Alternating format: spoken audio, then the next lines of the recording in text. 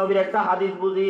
আল্লাহর নবী বলছেন, ইন্না আলাল্লাহি আহাদুন লিমান ইয়াশরিবাল খামারা, আল্লাহ নিজের উপর অঙ্গীকার করছেন ওই ব্যক্তিদের জন্য যারা মদ পান করে আইয়াসতিয়াহু মিন তিনাতিল খাবাল, আল্লাহ তাদেরকে তিনাতুল খাবাল পান করাইবেন। সাহাবায়ে কেরাম বললেন, ইয়া রাসূলুল্লাহ ওয়া মা তিনাতুল খাবাল, ওগো আল্লাহর নবী তিনাতুল খাবাল কাকে বলে?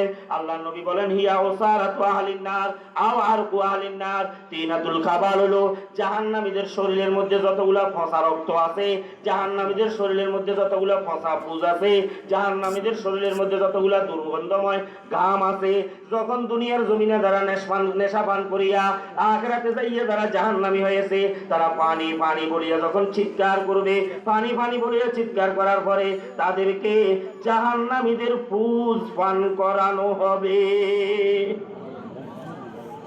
এরপরে আল্লাহ নবী বলেন,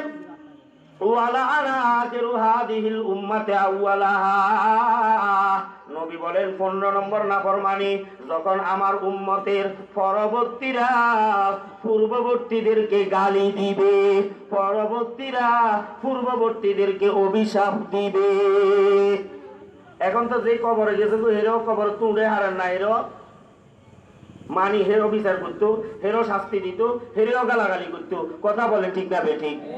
আল্লাহ নবী কি বলছেন? 15 নম্বর নাফরমানি, যে ওয়ালানা আখিরু হাযিহিল উম্মতে আউওয়ালাহা, এই উম্মতের পরবর্তীরা পূর্ববর্তীদেরকে গালি দিবে, পূর্ববর্তীদেরকে গালি দিবেন। তার এক অর্থ আপনি সন্তান হইয়া আপনার দাদাকে গালি দিলেন, আপনার বাবাকে গালি দিলেন, আপনার পূর্বপুরুষ যারা দুনিয়া থেকে বিদায় নিয়ে গেছে তাদেরকে গালি দিলেন কোনো কারণে। এরকম ভাবে আপনি কোন দলের কর্মী হইয়া আরেক দলের নেতাকে আপনি গালি দিলেন যারা এই দুনিয়া থেকে বিদায় নিয়ে গেছে। আরেকটা বর্তমান সময়ের মধ্যে এটার বাস্তব আরেকটা প্রেক্ষাপট পাওয়া যাচ্ছে, যেটা হাদিসের ব্যাখ্যার মধ্যে আসছে।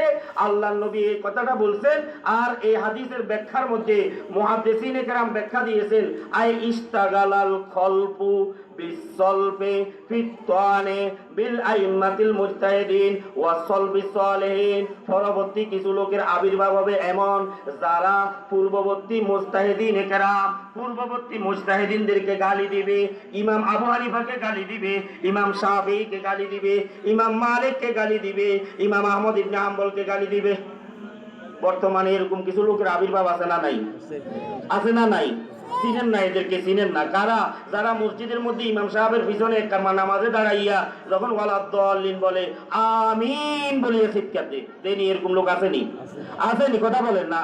যারা মহিলার মতো এখানে হাত বাঁধে, যারা রমজান মাসে তরাবির নামাজ 20 রাকাত পড়ে না 8 রাকাত পড়ে, যারা প্রতিদিন বিতরের নামাজ 3 রাকাত পড়ে না 1 রাকাত পড়ে, যারা নামাজে দাঁড়াইতে দুটোটা পাওকে এভাবে দাঁড়াইয়া এভাবে কি কয় বাঁকা করিয়া দাঁড়ায়, আর যারা বলে আল্লাহু আকবার, আল্লাহ মাফ করক, আল্লাহ মাফ করক, আল্লাহ আমাদেরকে সহি বুঝ দান করক, যারা বলে লা ইলাহা ইল্লাল্লাহর লগে মুহাম্মাদুর রাসূলুল্লাহ পড়া নাকি শিরক, নাউযুবিল্লাহ বলতে দেরি হলো কেন? এজন্য এরা এখন পরবর্তী আসিয়া ওই বাংলা একাডেমির বিভিন্ন কি কয় আত্মহিত একাডেমির বাংলা একটা বুখারী শরীফ হাতে লই, বুখারী শরীফে জান্নে আছে এন্নে আমল করমু, কোন ইমাম মানি না, কোন মুযহাব মানি না। বুখারী শরীফে জান্নে আছে যদি এন্নে আমল করস তাহলে তোরে জিজ্ঞাই 1996 নম্বর হাদিসের মধ্যে আছে কুরবানির ঈদের পরে 3 দিন রোজা রাখা হারাম। 1997 নম্বর হাদিসের মধ্যে আছে এই 3 দিনের মধ্যে রোজা রাখা জায়েজ। এখন তুই যদি কোন মুযহাব না মানস, ইমাম না মানস, যদি হাদিসের মধ্যে জান্নে আছে এমনি যদি আমল করস তাহলে 97 নম্বর হাদিসের উপর আমল করবা নাকি 96 নম্বর হাদিসের উপর আমল করবা? এজন্য মুজতাহিদিন ইকরাম সবগুলা হাদিসকে আমাদের সামনে রাখিয়া, সবগুলা হাদিসের উপর হাদিসের মানদণ্ড নির্ধারণ করিয়া, সকল বিরোধপূর্ণ হাদিসের সমাধান দিয়া আমাদের জন্য একটা চলার পথ নির্ধারণ করেছেন। সেই চলার পথের নাম হলো মুযহাব। তাহলে মুযহাব মানতে হবে কি হবে না? কথা বলেন, মুযহাব মানতে হবে।